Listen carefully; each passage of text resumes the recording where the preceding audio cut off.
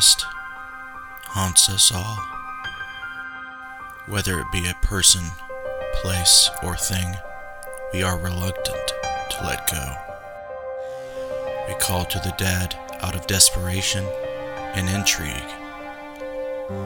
searching for answers about what lies behind the shadows. We are paranormal researchers.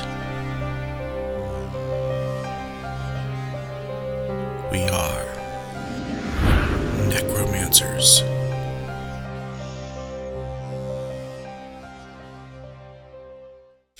Hello, and welcome to the Necromancer Live Show. I'm your host, Justin Brown, and I'm presenting episode 59 with Keith Age himself. Before we get with Keith tonight, we're going to introduce our chat moderators, Jessica Bias and Missy Vastine. How are you girls doing tonight? Good, how are you? As we were speaking before, it's been interesting. I've started a new diet, but we won't talk about it on the show. But it's been interesting. How are you, Jess? I'm doing well. Nice hat. You like that? Yeah, it's pretty slick. It glows in the dark and everything, doesn't it? I was going to say, I was told it glows in the dark. I know firsthand that it glows in the dark. Okay, I was going to say, I haven't tried it yet, but very comfortable. Nice. And like I was telling you earlier, I'm excited because I don't have to fix my hair for the shows now. That's a good thing. I do the same thing sometimes. Yes. All right. If you guys are first-time viewers of the show, this is how it works. Jess is on YouTube. Missy's on Facebook. If you have a question for our guest tonight, make sure to jot it down there in the comments. Feel free to talk amongst yourself about anything we're talking about or anything you would like to talk about. Just keep it classy. And we will shout out anybody who comments on the live stream tonight. Let you guys feel a part of the show. Real quick, we're going to read Keith's bio. And I'll tell you what, we're not going to be able to fit this guy's stories and experience in this hour show, but we're just going to have fun with it. Keith Age is from Louisville, Kentucky, as many of you should know. He's known as the legendary rock and roll ghost hunter. Keith has over 30 years, almost 40, he was saying, experience in the paranormal field. And as a musician, Keith is the founder of Louisville Ghost Hunters Society and has over 4,000 members worldwide. Keith has had appearances on the SyFy channel and is the host and executive producer of the Booth Brothers Spooked TV. He travels the U.S. to speak at many paranormal conventions and hosts his very own annual Mid-South Paranormal Convention. Join us tonight as we talk with Keith. So, without further ado, what's up, Mr. H? Got a bucket, dude. How's it going? We're doing it. I got you on. You were very punctual. We're going to talk paranormal, Keith Age style tonight. I'm sure you have many stories that you've told many times before. Hopefully you can come up with one maybe you haven't told in a while. But how should we introduce people to Keith Age that don't know you? Can we hear a story about how you got started? Maybe a little bit about yourself back in the day. You know, what makes Keith Age, a part of the paranormal field? How did that get started? Well, it goes all the way back to when I was 16 years old. And I had just come off the road on a tour. This is back in the 70s. And had my first experience with the paranormal. I met this young lady who would not introduce me to mom and dad. And I figured it's because I had hair way down to here and the full 70s rock and roll look. And I finally got to go over there on her birthday. And she told me it wasn't because of how I looked or what I did. It's because they have a ghost in the house and he doesn't like the daughter's boyfriends that come over. So I was like, oh yeah, let's go smoke another one. Let's go have fun here. And we were sitting on this couch, and you could see down into the main bedroom, and there was a mirror that was reflecting our reflection back. Something kept breaking that reflection and walking by. And I'd go down there and tear the room apart. There's nobody there. So I was being young and dumb and stupid. And yeah, come on, show me, prove to me. I don't believe in you. Come on, prove to me. Do something. Something I can tell that you're here. And at the end of the night, I went to say goodbye and kiss this young lady goodnight. We were standing in the living room at the front door, and I bent down to kiss her. And when I did, something grabbed a hold of my left arm, really hard, powerful. And the first thing I thought was, "Oh, great, Dad's got a hold of me." Mm-hmm. But I could see him sitting in a lazy boy, and his eyes popped saucer wide. And next thing I know, I'm flying backwards, and I went through the front door, through the screen door, and landed about 6 feet out on the front yard. And I remember laying there just kind of going fingers, toes, what's working, what's not. And then I thought, that was so cool. Do it again. And I've been hooked ever since. So did that ever happen again? Did you go on another date with the girl, or did you ever come back? Oh yeah, me and that family are still very good friends. I'm considered like the oldest son, and I had plenty other experiences there. They sold the house, and they ended up getting sued because they didn't let people know that it was probably haunted, and they can't keep nobody in the house now. Wow, So yeah, that's interesting. I'll That's yeah. that's one hell of a way to learn about the paranormal. There's no doubting it after that, right? Oh no, especially when I had to replace a front door and a screen door. It was fun. Yeah, and back then, if you said you were ghost hunting, you had the guys in the little white coats and the big nets running after you. So you kept it on the down low and you just did your research and everything behind the scenes. Right. So, how did you get into the actual research field? When did you start investigating? Did you do it on your own? Did you try to find a group? How did that get started? Well, there were no groups back then, period. Right. And I started going to the libraries and researching on my own. And you didn't find books of ghost hunting. You found books on ghost stories and Bigfoot and UFOs and things like that. I mean, and the only thing you could find was every now and then you found a Dennis Bruck book and Holzner, and that was it. So just started learning from there. Matter of fact, right now I got a book of I got a box of about 50 paranormal books sitting here right at my feet that I just pulled out of my shed.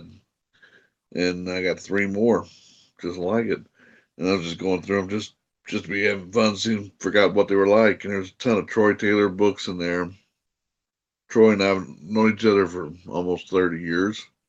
So, he's wrote almost 200 books on paranormal and true crime and everything else. So, I've been doing it a long time. Okay, so you started reading books. You started doing the research that you could. When's the first investigation do you remember that you actually went out there to try to see if you can experience something This, outside this first this experience? house, this house that I had my first experience at, that was my first training field. That And was a question in the chat. yeah. And we come to find out that this was the very first house built in this neighborhood. And the engineer who was building the subdivision, he built this house for his wife, who ended up, she had leukemia and died in the house, and he ended up blowing his head off and Whoa. only had like three houses built in the thing. So, you know, that was who we kind of figure that's who this is. Yeah, it's real quick while I'm thinking about it. You've got almost 40 years in. What do you think that we're really dealing with? Who do you think that we're really talking to when we get an EVP? Do you think it's their actual soul or their spirit, or is it something else that's left behind? I don't know. It could be some little green men on a far off planet going, hey, watch this. So We don't so know you're what it not is. We've just scratched the surface on this. And, we're all just data takers. And that's why I've been called anti-psychic. I'm not anti-psychic. I'm anti-idiot. When you got somebody walks in and puts their hand over their face and go, "Oh, I feel this, I feel that," you know what you do? You just shoot them. You shoot them? Yeah, enough's enough. Because how do you quantify a feeling? You can't right now. There's no way to do that. Right. So it sounds like to me that you're very interested into measuring something, that we can, objectively say, hey, look, this is paranormal because this is anomalous because, and the scientific irrefutable proof is something that you seek outside of, the metaphysical. And we have yet to find that proof. I've had things thrown at my head. I've had stitches the whole 9 yards, and people go, "Why do you keep doing it?" I said, "Look, if I was psychic, I would have ducked." It's that simple. But I'm not. I can tell you when the barometer in a room changes or the atmosphere, and that's about it. I can't tell you that, Aunt Paul's over there, and that's just like, my feelings and things that I believe in. That's exactly what they are. As a matter of fact, Lord, 22 years ago, I was doing a convention, and this lady brings a picture and says, "What do you think?" And it's full of dust orbs. And I'm like, "Well, there's dust orbs." She says, that's my dead Aunt Petunia. And there's a name I will never forget, Petunia. And next thing I know, as I'm bending over to explain to her what a dust orb is, I have a 2-inch by 8-inch knife stuck into my chest, over a damn orb picture. And, I have my own beliefs, but I'm sorry. When we can recreate something 99.9% of the time, it's not supernatural in nature. So this was the story you were telling me at the Hannah house when we were looking at your T-shirts. Hang on. Okay. You see this knife? Yes. This is the knife that was plunged into my chest. You have it. I have it. I use it as my steak knife. And that's what I had for dinner tonight was steak. So like I said, you can see it is 2 inches by 8 inches long. And it was buried to the hilt in my chest right here. So, whoa. Some of these people are a little fanatical. It's just like I've been accused of shooting a psychic. I didn't shoot her. I shot over her head. You gotta tell me this story. You have to now. Well, there's a place here in Kentucky called Hell's Gate, and all it is just a little family country cemetery plot. That's all it is. It's out in the woods. But people have taken shots of bugs and different things, and it's got the innocuous sensation of being called the gateway to hell. Now it's just it's not. It's just a little family plot cemetery, and a famous psychic who is no longer with us anymore, and not because of me, got up here and asked if I could get permission to go there, and I got permission from the family and met her out there, and she pulls up in a 15-passenger van on an old dirt gravel road, and she gets out, and I go out to say hello, and it's me and 3 of my guys with me. And next thing I know, she hits the ground and she's like, "Oh, St. Michael, please help me. There's so much dark energy here." And I'm like going, "Cemetery's up that hill. You're just on a road. This is the end of the road." And she's just writhing around. And next thing you know, 15 people get out of this van and they all start kneeling and putting their hand on her and one hand up in the air, and they're chanting. And you remember The Ghost of Mr. Chicken, the movie, Don Knotts? Remember that? I have not seen that one. All right, well, it's a classic. You gotta see it. But in the movie, these women would walk by Don Knotts and put their hand on his shoulder or something. And they go, tarot, tarot, tarot. And that's what I'm being reminded of. And so my guys are like going, man, what are we going to do? She's really something wrong with her. I said, well, she's going to die because I'm not giving her mouth to mouth. And after about 5 minutes, I'd had enough of this. And I said, we weren't even at the cemetery yet. So I just pulled my gun out, cocked it, and fired it off right up in the air. And the hammer hit that bullet. She stopped, deer in the headlights, didn't say another word, got up from the ground and got in the van. All of her little disciples got in the van and they took off. And I told my guys, well, that's the first time I've ever seen a demon run from a 45. But I did not shoot her. I shot over her head. Wow, that's crazy. All right. Well, before we get into any more madness and mayhem, we're going to go over to the girls and we're going to do some shout outs and see if there's any initial questions for Keith. You want me to go first? Sure. Okay, I've got Darren Schreiner. I had Sam Thomas on at one time. Heather Elliott is on. Sandy Griffin is on. Josh Bender is on. Danny is on. Zatoli. Stephen Brown is on. I have no questions. We're just talking about how Keith cracks us up and he's a character. I have to agree. Hey, that's why I was able to do 10 movies for SyFy Channel. We have sure. Paranormal World Investigators. We have Bill Davis, Landon Wells. Sam Thomas is on Val and Jen. And there's no questions. They're all talking the same way. They think you're funny.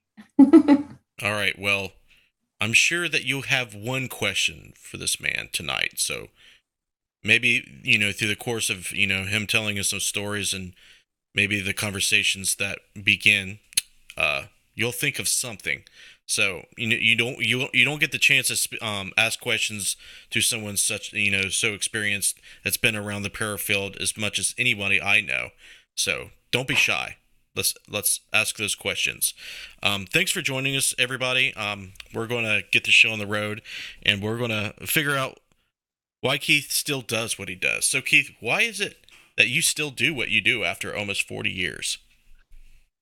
Well, because it's still that 1%, that when you have true paranormal activity happen, you're hooked.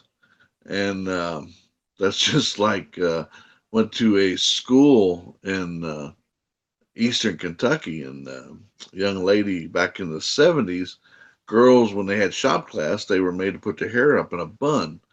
And, well, that's because they didn't want the hair getting caught in the machinery.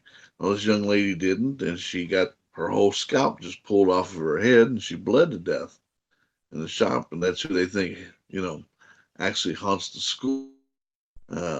I was giving a presentation there, and as I went to walk down the steps, you remember those old glass walls they had in schools? They're like 2 stories tall, and they got metal mesh in the glass. Remember those? I think so, yeah. Well, I wasn't pushed. I wasn't tripped. I just tripped over my own big feet coming down the steps, and I went bouncing down these 32 concrete steps, and broke my shoulder, broke my collarbone, broke my right forearm, and broke 4 ribs on the right side. And I was heading right for that window, and the door was open, so I said, well, I'll shoot for the door. So I tried to shoot for the door, and instead I hit the metal embankment with my shoulder, and that's what broke it. But I bent the embankment, and I just kind of put some ice on it and said, no, we'll go on. And by the end of the night, we were down in the shop room, and about a week before, someone had broke a window out, and there was all the glasses laying there. But I'd had enough at about 1 o'clock in the morning. So I sat down, and I let my second in command at the time just take over. Next thing you know, he's antagonizing whatever's down there. And I'm like, before I can say this isn't a good idea, the chair that I was sitting in was just an old metal chair. It started vibrating. Next thing you know, me and the chair both go flying about 8 feet. And of course, when you're flying through the air, you put your arms down to try to stop yourself. Well, I put my arm down and busted this up even more and landed in the middle of the glass and said, okay, I'm done. And, so now I'm having to go all the way back to Louisville and feeling every bump and everything. And finally went to the hospital when I got back from Louisville. So it's not, in my mind, it's not good to get up here and try to antagonize or do that kind of stuff. But again, when you have that one real thing, and I've had a lot, you're hooked and you're trying to find more answers. When we find that one answer, like I said, it could be some little green men on some far off planet. We don't know. It could be, the veil is so close between inner dimensions. We don't know. Uh, most people are like, I'm here to help. I'm like, no, I'm not. I'm here to study it. I want to catch it, put it in a bottle, see what happens. I want to see if we can figure out these answers, why it happens. Right. And even though you know, and probably know in the back of your head, you may never figure it out. It doesn't stop you, does it? No, I mean, I hopefully it'll happen in my children's lifetime, but I don't think it's going to happen in mine. But your research may help others in the future, right? Right. Yeah, and that's just like, people go, well, my favorite tool is a thermal camera, FLIR. It is, but I also use a lot of other gear that there's a friend of mine named James Clarita who makes this stuff. Makes incredible gear. It's cheaper than going out here trying to buy stuff. It's just like he has a REM pod that'll fit in your pocket. It's square. It's not round, and it's shielded so cell phones don't set it off. It also has one of the coolest digital thermometers on it, an instantaneous digital thermometer on it, so you get more readings than just one. And he does an all-in-one unit that's got all of it in there, from an EMF meter to the REM pod, and also the whole, if you're here, turn on the flashlight. Well, that's not real scientific. When you're using a metal flashlight and you're unscrewing it to where it's almost on, that's thermosynthosis, and electricity. And, I can go on and on and explain to you how it works. But, he's got two LED lights on. He's like, hey, look, if you're here, press the button. Real simple. Other than that, I just put a book of matches in the middle of the room and light it. We'll see what happens. That's the closest thing can come to something happening on its own. Right. I went the long way around the barn, but No, that's fine. It happens. Real quick, I seen a question on Facebook, I believe, right, Jess? Yeah. Or Missy. Sandy Griffin wants to know, what are some of the things he has done on SyFy? Listen, we made 10 movies for him. The start of the series was Spooked, The Ghosts of Waverly Hills, me and the Booth Brothers. And then we went from that to Children of the Grave, The Possessed, The Uninvited. We were out in the Badlands, Indian Country for, I've gone blank. Lord, I said we've done 10 movies. I've done over 40 different TV shows for different channels. Destination America is now airing all the stuff we did on SyFy. From Creepy Canada, I've filmed things for different countries and stuff. That's Creepy Canada, Deutsch something or other for Germany. Just different things. So you can find it all over the place. You can also find YouTubes of me playing music with different people too. So Nice. I do have Keith's IMDb linked in the description of the video, so that should help him tell you guys what he has, at least on that. So if you're interested, check that out. Jess, or was that the only question on Facebook? Okay. Yeah, that was the only question on Facebook. Okay. I have a few on YouTube. Trying to find who had the first one. Val had a question. What is your most memorable paranormal supernatural experience that you've had? Probably the first one, but I've had a lot. I spent 5 years at Waverly Hills, doing all the investigating and all the original tours and everything. And, got some great stuff out of there.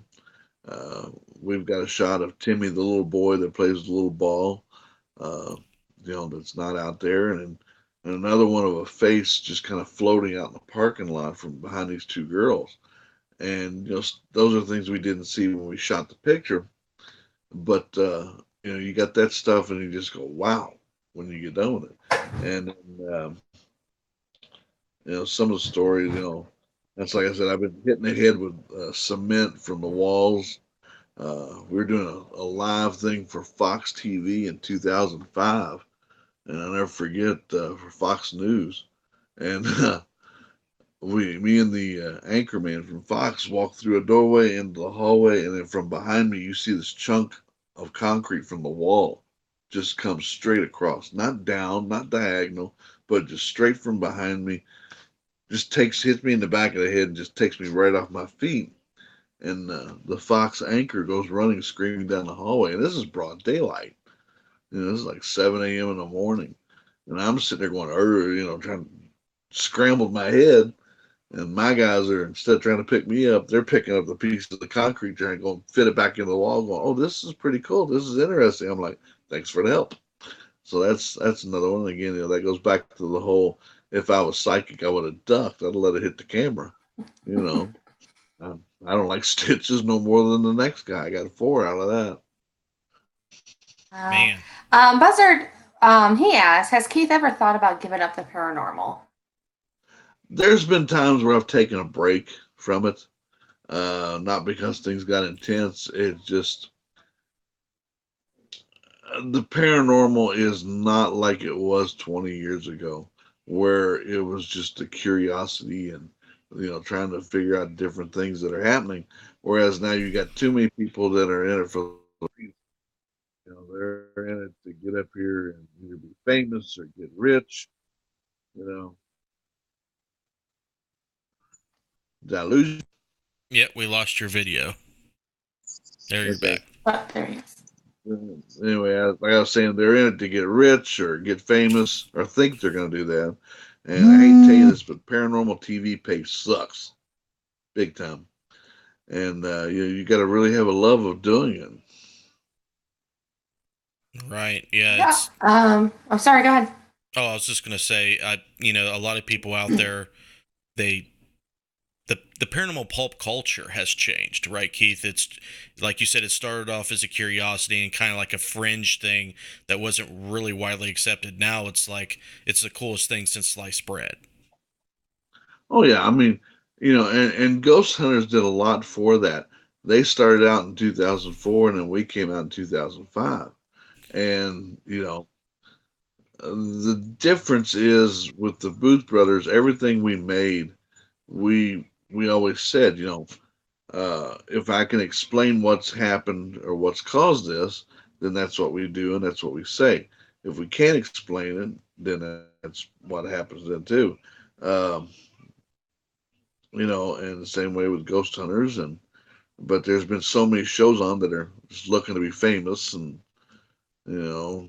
needless to say, that's why they have the thing on the beginning of the show saying this is for entertainment purposes only. So. Right. Jess, go ahead. You got some more questions.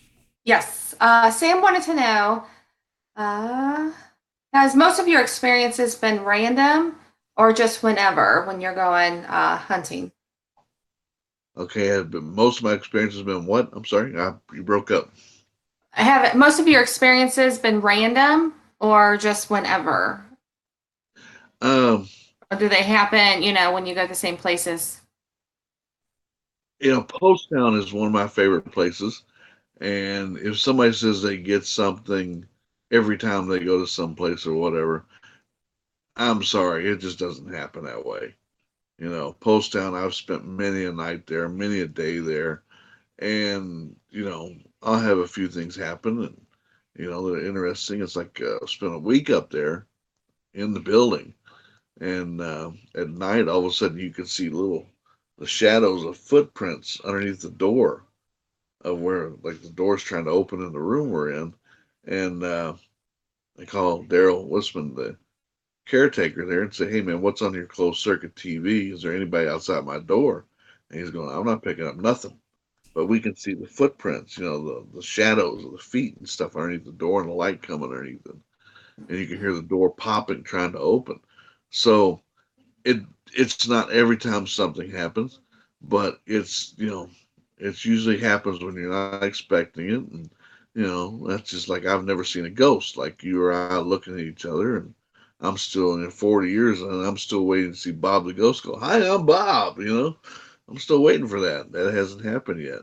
Or the devil dancing on a table in front of me. And when that happens, eventually it should, uh, I probably won't have a camera there to document it. It just happens when it happens. You can't tell or explain. If we could get up here and say, "Okay, this is going to happen. We know it's going to happen," we'd all have PhDs this long behind our names, and the whole mystery of it all would be gone at that point. Right. Nice to see Scotty joining us tonight. Yeah, I think Scotty just joined on YouTube. But now, I scrolled up. Val wants to know, what is your favorite equipment to use when you capture evidence? My favorite equipment? Yes. Was that the question? Okay. I like using FLIR.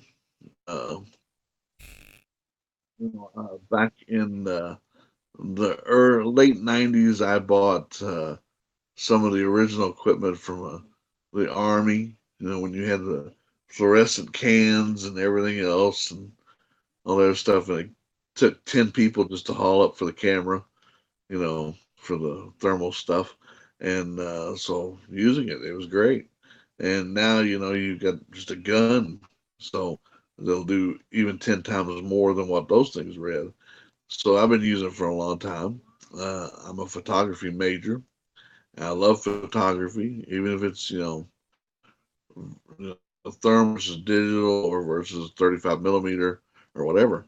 But like I said, and the gear and equipment that James Clarita makes for me, a lot of times him and I discuss, what I'd like, the whole laser things. I brought the laser things out.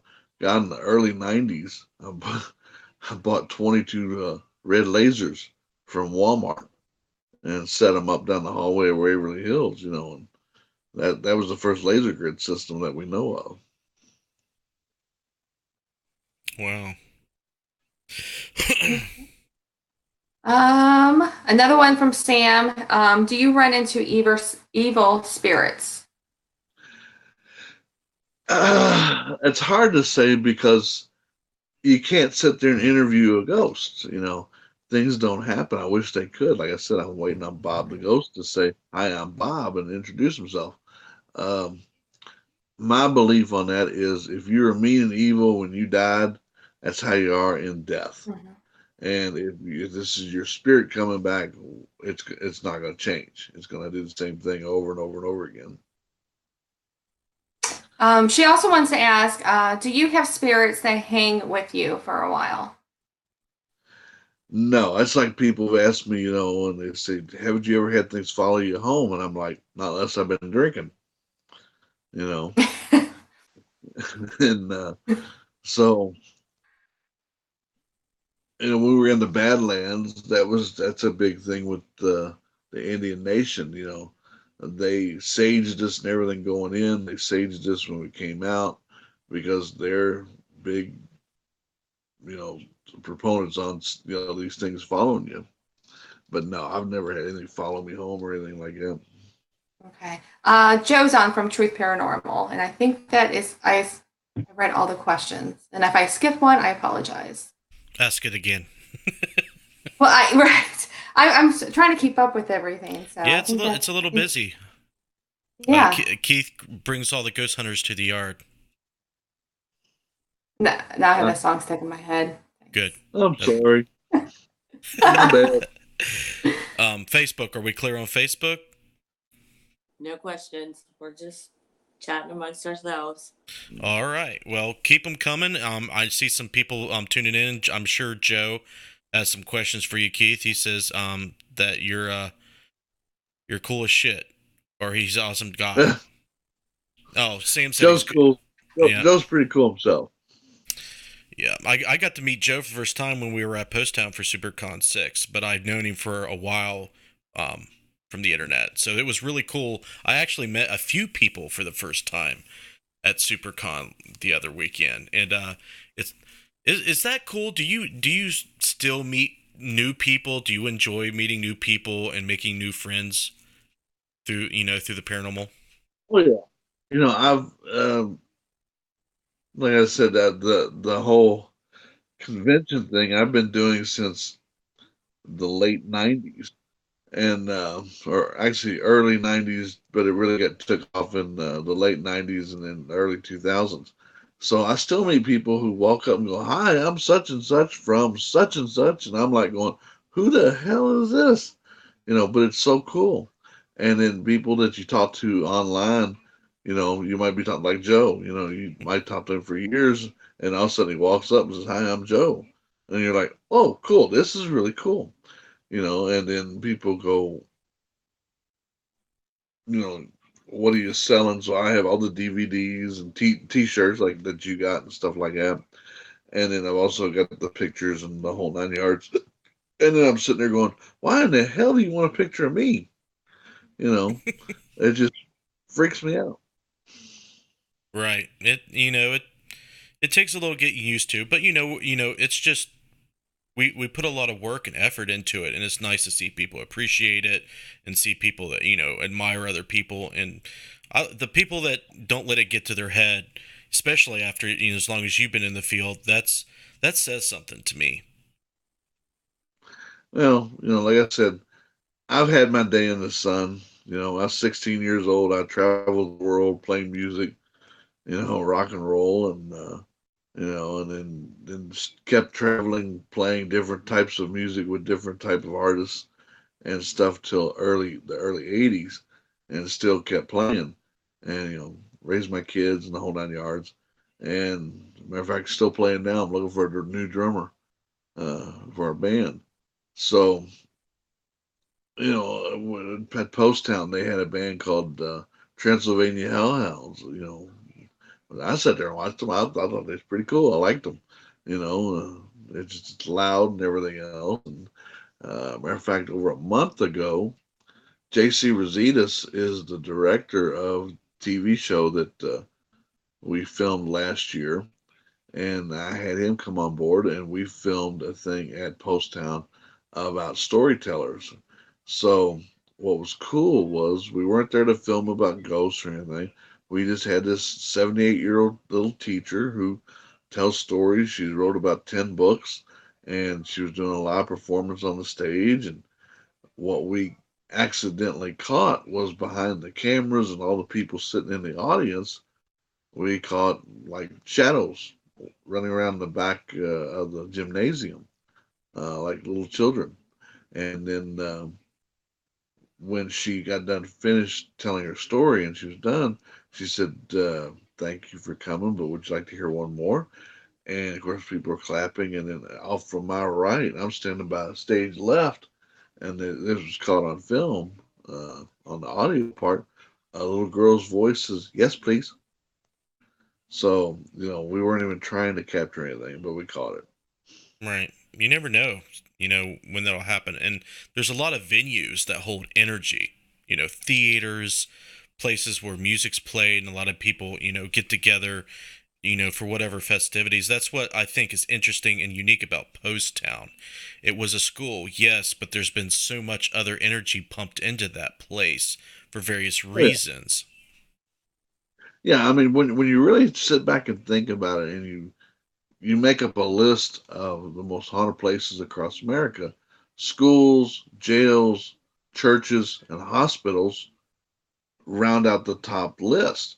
Because and I'm a believer in, because there's so much energy expended there, in all those things. In jails, there's fights and there's deaths, and hospitals, there's a ton of deaths. School, there's just so much energy put out, whether, not because people died, but because, children just have that energy, and it's like we're talking about Post Town. You can only really credit one person who actually got hurt there in the school. A little girl fell down the steps, but she didn't die at school. She died at the hospital a couple days later. But what can be accredited to is the property in the early 1900s. There was one of the worst train wrecks, you know, that happened right there on the property, and the property was used as a triage. And they're talking like 30, 40 people died, so where the school was built. So, we don't know until we actually get one of these things and we put them in a glass cage and say, okay, let's talk. Tell me why you're here. Where do you think you are? Do you think you're in the 2000s? Are you still in the 1900s, or what it is? There's tons of questions. When you have people like Einstein and oh Lord, Edison and the others that were really interested in this subject, and they had theories about it, but now it's become so commercialized, it's hard to get the real scientists and engineers. I took a meteorologist up to Waverly with me one time. It was 90 degrees in the middle of summer, and we were having, spike drops in rooms and hallways. And he's like, why is that happening? And I'm like, look, you're the meteorologist. That means you're a scientist. You tell me. I'm just a little lonely little ghost hunter here. That's why I brought you up here. And if we can walk down a hallway and walk from 90 degrees and 110% humidity to where it's all of a sudden 50 degrees and it's moving around you, give me a scientific reason. I'd love to know, but they can't. Right. Waverly Hills, it's, to me, in my experience, is so much different than a place like Post Town. When my first time going into Waverly, that energy hit me like a sledgehammer in the face. Like, it was inescapable for me. And I didn't need equipment.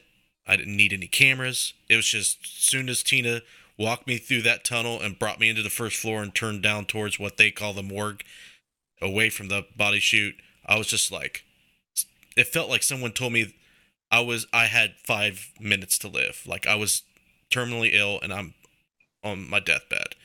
And it just hit me so hard. It lingered for so long. Now, Post Town, it kind of, you have to approach it in a different way. It doesn't come out and hit you in the face all the time. Like Daryl says, you have to play nice with the entities there. You have to have a certain demeanor. If you're too forceful or too rigorous with your methods and trying to get activity, they'll just run. You'll scare them off, because most of the stuff that interact with you there are childlike. But you do catch things that are just odd. Like the first time I was there, Daryl's voice, it sounded exactly like Daryl's voice coming across the spirit box I was using, and that was strange. And I believe that people who put energy into those places, they don't need to be dead for things to happen. What do you think about that? No, I can understand that. And you're talking about the first time you met Daryl. First time I met Daryl, and we were going to investigate the place. First time I'd ever been there. We were filming Children of the Grave 2, and the day before we were in Upper Ohio at another old church school thing, and I broke my leg in 2 places. I was still hobbling around and popped up on Valium trying to stop the pain, and all of a sudden here comes Sid Haig walking around the corner, clown face, dressed up, and I'm like going, what's Sid doing here? I know Sid. And but then I got to think about it. I said, Sid's 6'3", 6'4". This guy a little bitty. What's going on? Well, it was Daryl. He dresses up like Captain Spaulding, Sid Haig, sometimes for the kids and stuff like that.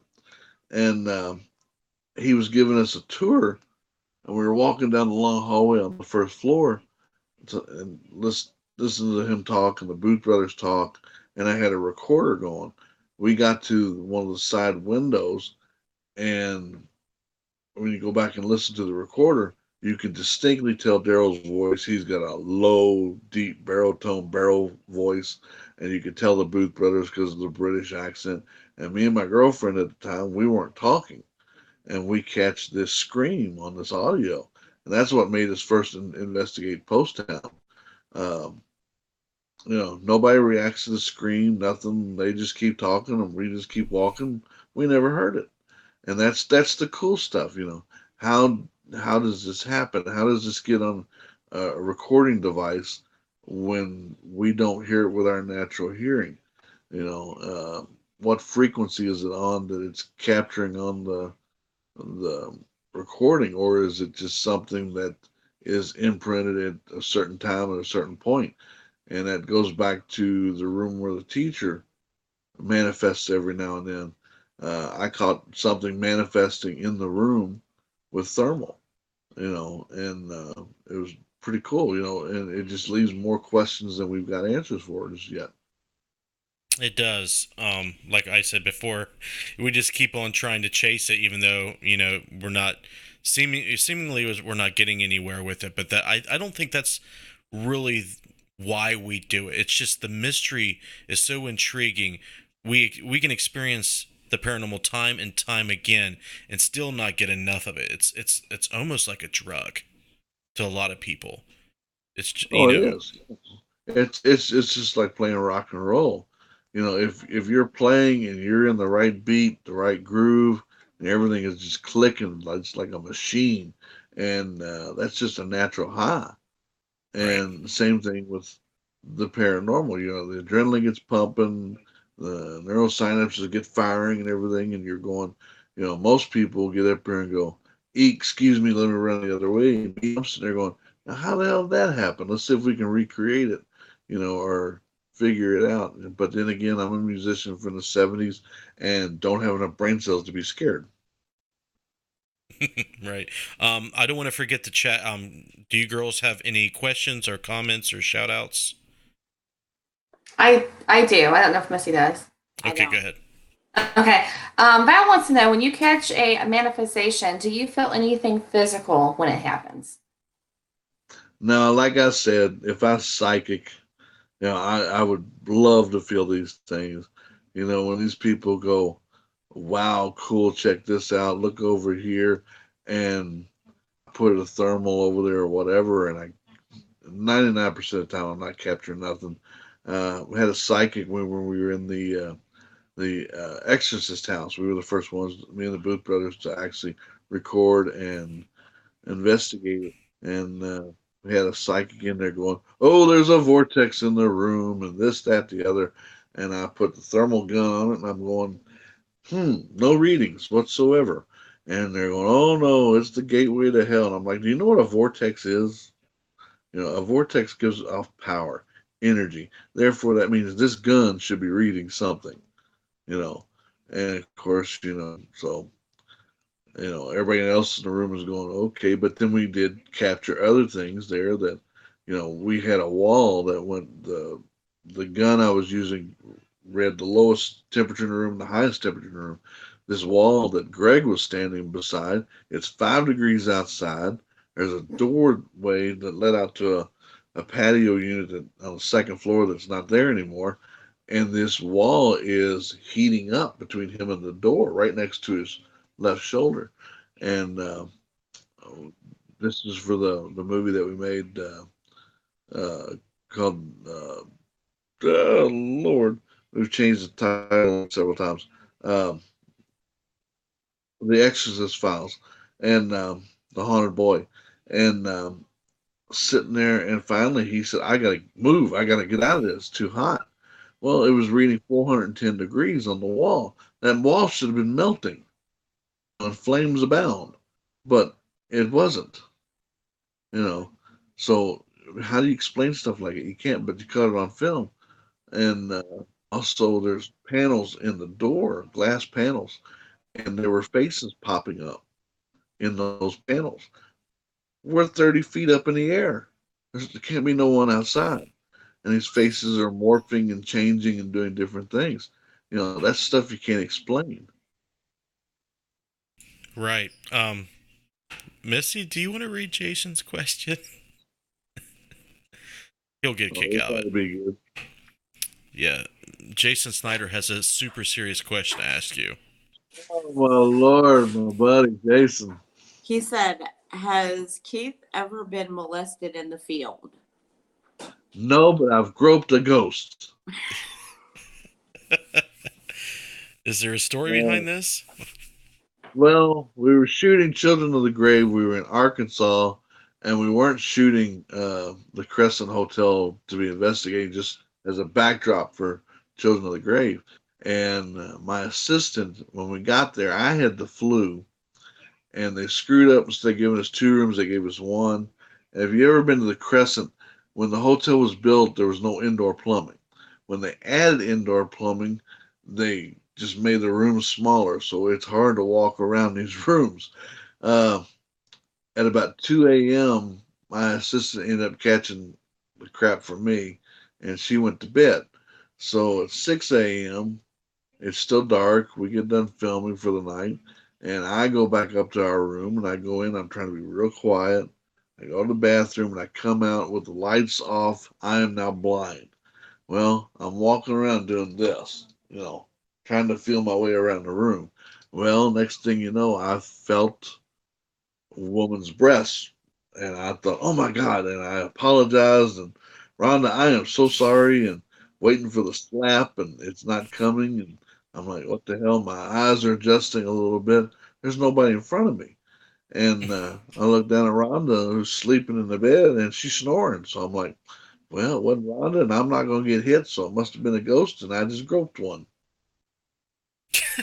That's crazy. I've never ever heard anything like that before. So, with that being said, you could potentially have sexual relations with the ghost, theoretically. Well, yeah, that was one of the things we were looking at, and possibly filming something of that nature, but we couldn't get no one from the, you know, like HBO, Showtime. We couldn't get them to sign up and go with it because of the nature of what was going on. You know, and we even we coined a new phrase for it called spectrophilia. And you know, Chris Booth coined that. Uh, there's all kinds of stories I can tell. You know, ghost hunting can be fun, and that's what it's supposed to be. And that's when you go around a room of people and you ask them what you get into it for.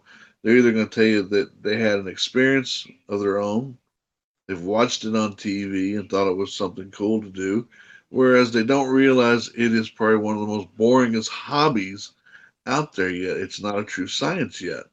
You know, let's go watch the paint dry on a room and videotape it for 8 hours, and you know, and you got 4 cameras, you got to watch, rewatch again for 8 hours each one.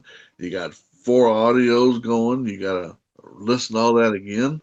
So you know, you're talking, you know, what would take weeks to listen to an investigation of one room for 8 hours, and you know, and most people, they're expecting something to happen. It doesn't happen like that. You know, I wish it did. And you know, you can go someplace for 6 months and nothing happened. We had a guy call me one night. He says, "Man, you got to get out here. I'm ready to walk away from my house and let the bank just have it." And I was like, "Okay, well, what's going on?" He says, "Well, we had a team out here of people who said I have 7 demons living underneath my stairs, and they ran screaming out of here 15 minutes after they got here." Well, we went out there for 6 months and, you know, showed him everything that was happening, and here's why it's happening. You know, why is my brand new TV changing channels and the volume going up and down and everything? Well, you put your TV on the same wall. Your neighbor has got TV directly 15 feet across from it. You bought the same TV that he's bought from Walmart for $149. You're in line of sight. You know, it's nothing supernatural. It's just, you know, your neighbors over here, changing channels. Your TV's changing channels too. It's the same sensor. Little things like that. And we spent 6 months out there, and finally I said, dude, we're out of here. And he's going, well, where'd the demons go? I said, I think they left 15 minutes after they got here, from the other team, who scared the hell out of them. So, there's different things. And while we were shooting Soul Catcher, like I said, we were on the Indian Badlands. We were in a town. Everybody just got up and left. And we were in a school, and it was getting dark, and it was me and Tina and Adrian and a guide, and walked in. All I got's a thermal, and it's dark, and there's no electricity, so I'm blind. All I can see is this little bitty screen here in front of me. And I walk in, and I step on what I think is a big branch, and next thing you hear is, "Arr!" And I went, okay. I said, why don't we just be a little bit safer, and before we go exploring anymore, let's get more people in and get lights and stuff in here so we can see what we're doing. And I backed up, and I'm dropping the camera down so I kind of see what's going on, get my vision back, and I stepped on it again. And again, we got the growl. Well, the next day, we're watching the dailies from what we shot the day before, and you see me dropping this camera, you see my feet, and my feet light up. You see my leg, it lights up, and then you see something directly behind me that just lights up big time. But we can't tell what it is. Well, we flipped the image. It's a mountain lion. He's sitting behind me. I've stepped on his tail twice, and his mouth is open about like this. So, you got to be careful on what you're doing. It isn't just fun and games, And of course, the Indian guide, they took my gun away from me the minute we hit Indian land. And he had my gun, and he says, don't worry, I just shot that cat. And I'm like, dude, that thing's got 15 shots in it. I said, you'd hit all of us before you hit the cat. The cat would be having lunch for a month. Right. Crazy. Yeah, you were lucky there. Is there anything else from Facebook and YouTube before we have Keith, pretty much plug everything that he's got going on? Yeah, I just got a question. Stefan asked, he said, do you watch any of the paranormal shows on TV now? If so, what's your favorite? I try to, but I don't have a lot of time. It's like last year I did 48 weeks of touring, so I don't have a lot of time to do it. And when I do get to watch them, I enjoy Ghost Brothers. And this weekend, after I've met them before, but after getting to sit down and talk to Dalen a little bit more, I enjoy them a whole lot more. But that's the whole thing. Enjoy it for what it is. You can't go in and just spend one day at a place and think you're going to have Satan come out as your best buddy. Anything else? That's all I have No, on Facebook.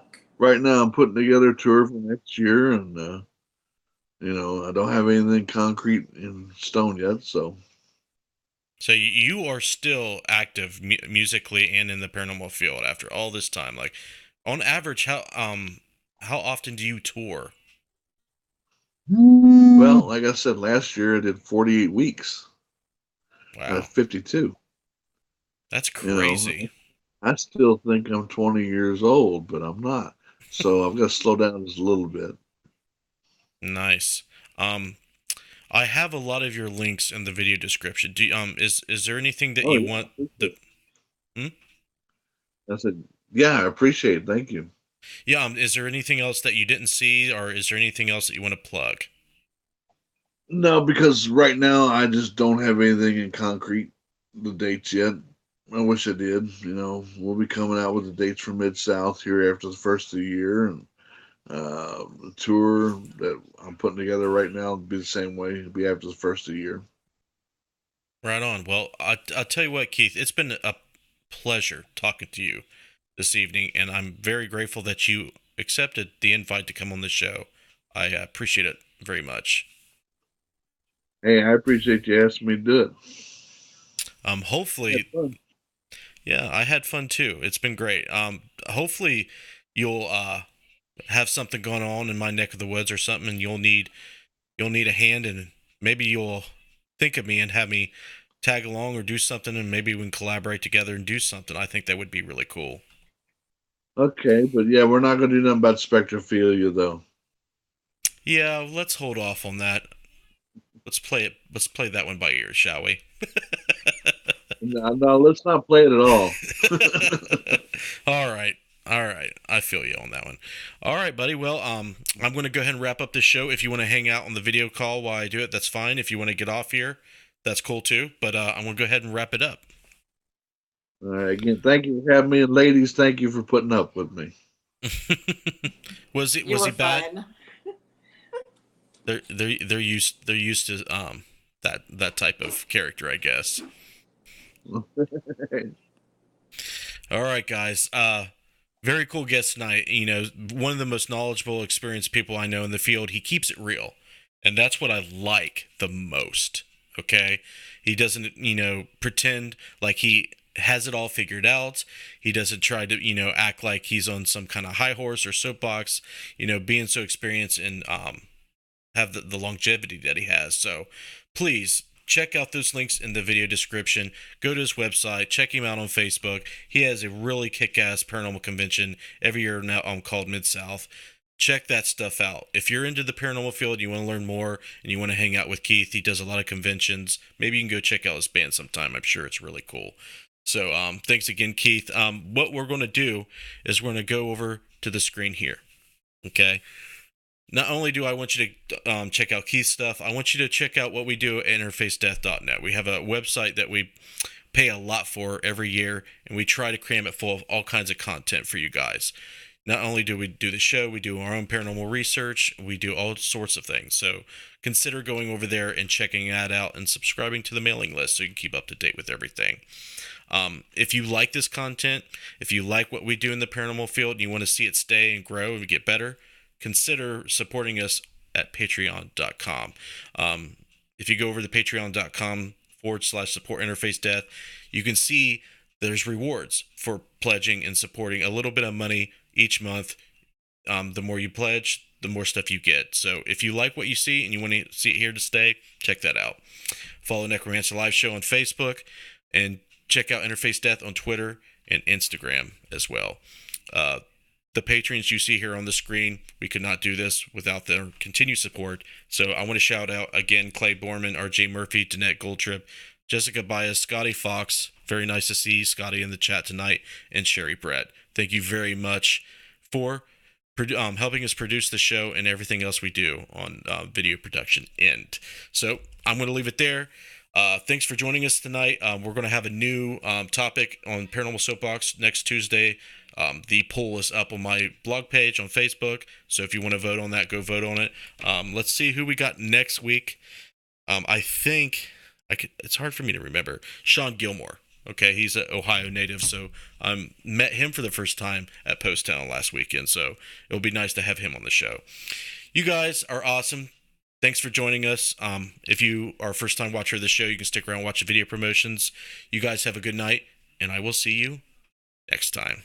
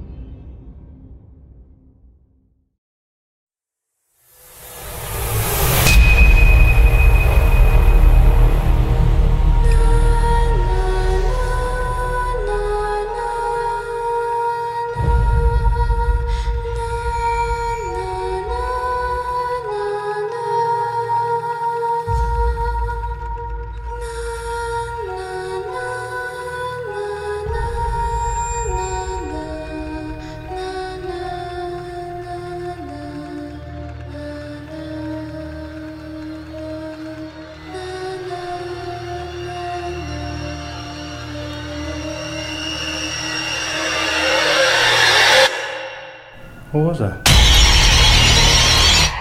I don't know. I feel like I can't breathe in this room. Generally, Justin, when you guys investigate, do you just take long pauses and wait to see if you hear things and observe everything that's going on? It depends on the location and our experience with the location. So in this case, at Waverly Hills, since we've been here before, we've heard a lot of stories, done a lot of research, and investigated. We typically like to listen a lot because we hear the coughing, we heard it last time, so we didn't hear it again.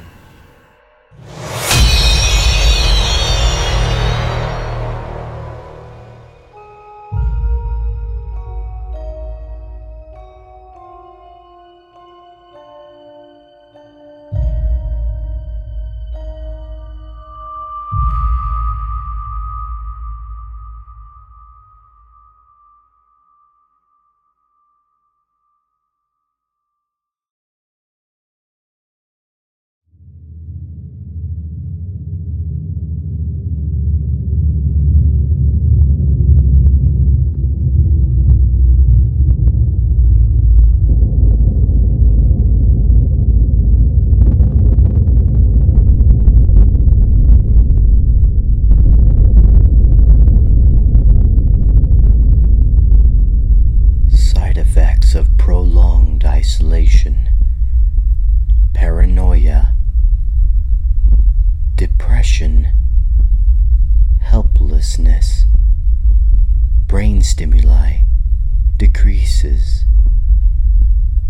Now, what happens when you put a man isolated in 3 paranormal infested buildings for 3 nights in each location, all by himself?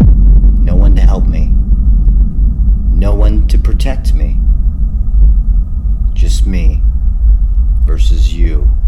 Does paranormal activity increase?